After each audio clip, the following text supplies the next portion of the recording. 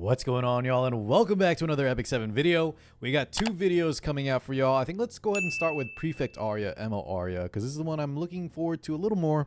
But I know Robin is also a fan favorite, so stay tuned, guys. Make sure you check out. We're going to do the first impressions and review of Robin's kit right after this.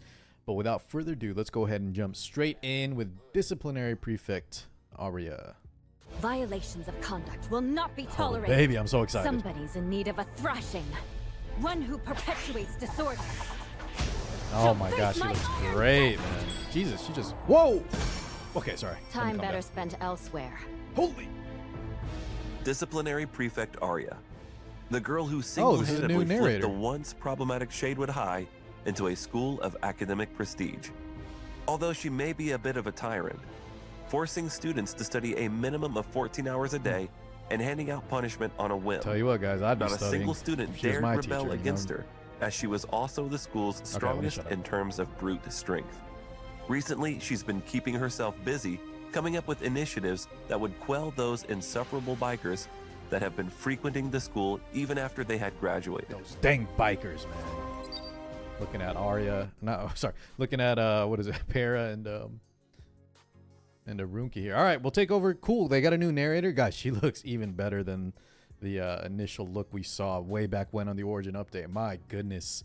For once, guys, let me know in the comments how many mystics you got ready. I think a lot of y'all are probably running on empty, running on fumes. I finally got lucky once on the Arunka banner. I think the previous like 8 banners I had to pity. No joke. Literally like the last 8 mystic characters I had to go to pity on. But luckily with Arunka, I think we only had to summon maybe 5 or 6 multis, right?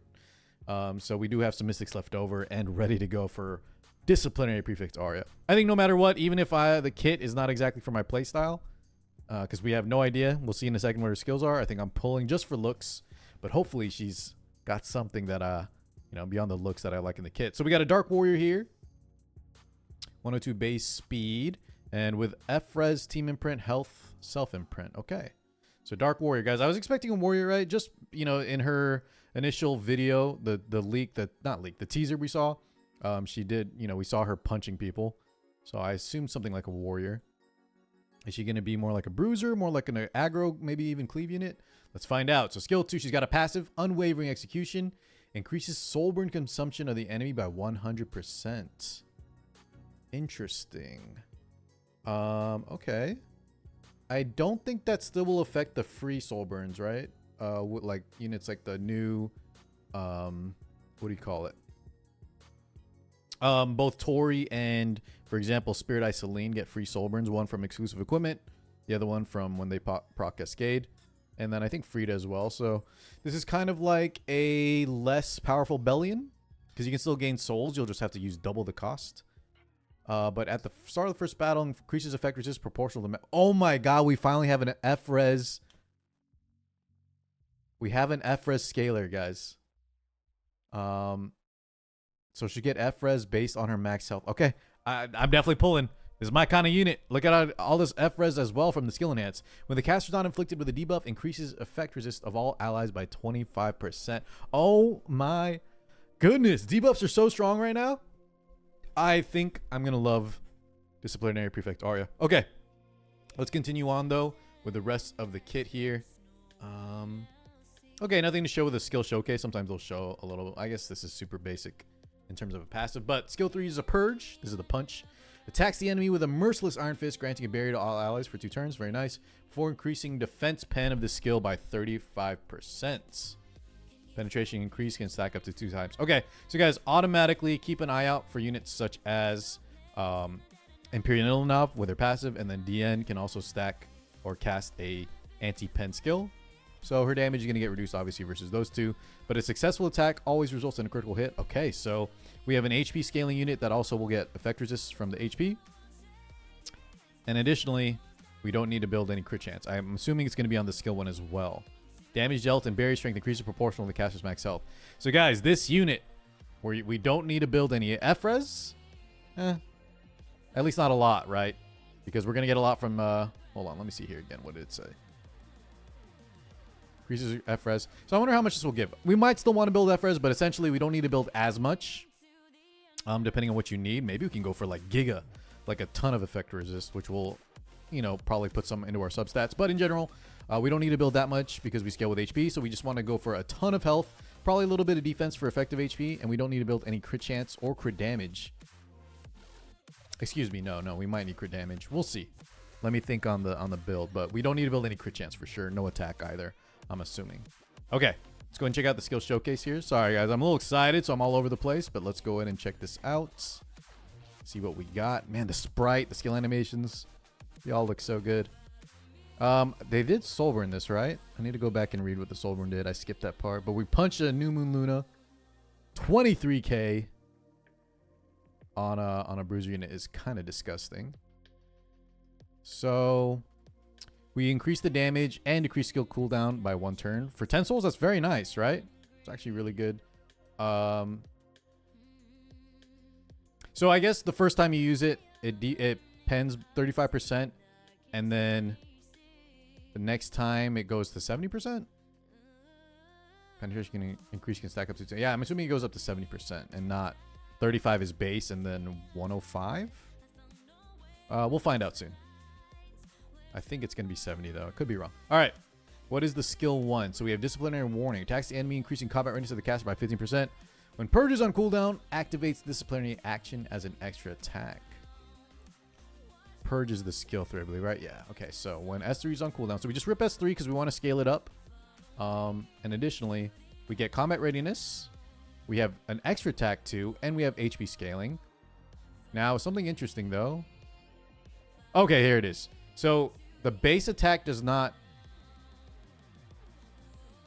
guarantee crit. I guess we'll see that in a second. Only the disciplinary action is the part that will result in a critical hit. So your initial hit will not crit, right? Because we're probably going to not build any crit chance.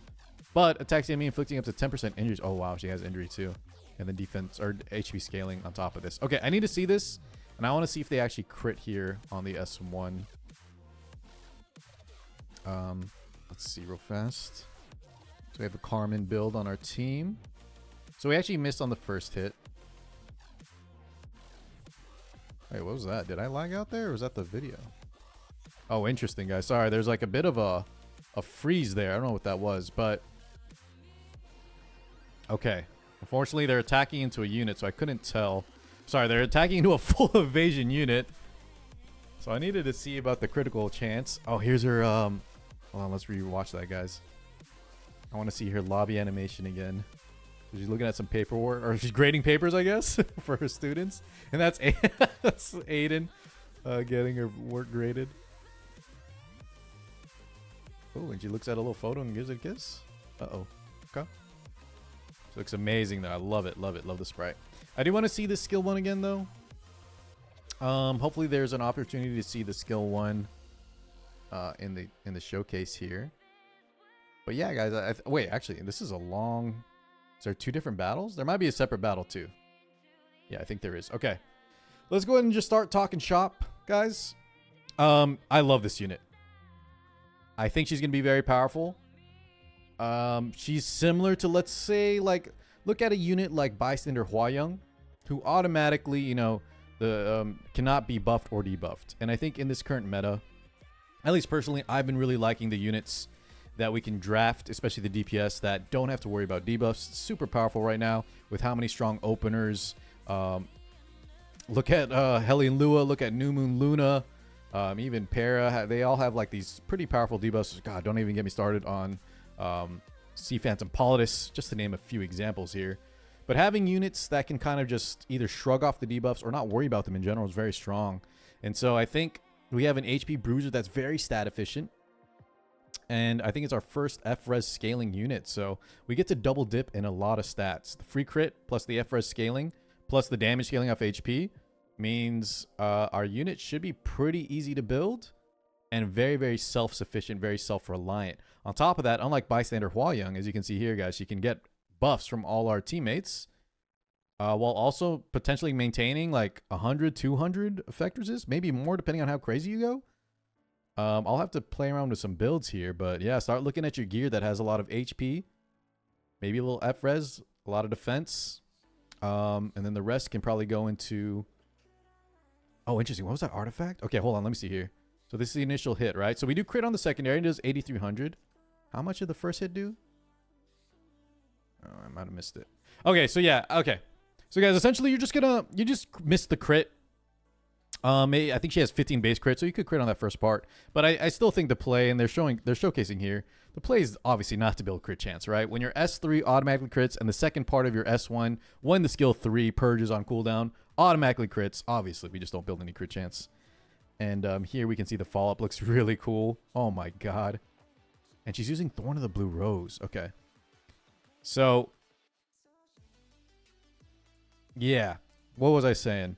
Build a ton of HP, counter set. I think she's we have this girl on counter set, and we should be able to shrug off a lot of debuffs from almost all the units, with the exception of, you know, people that are dedicating like 200 to 300 effectiveness, because at that point effectiveness can outscale effect resist.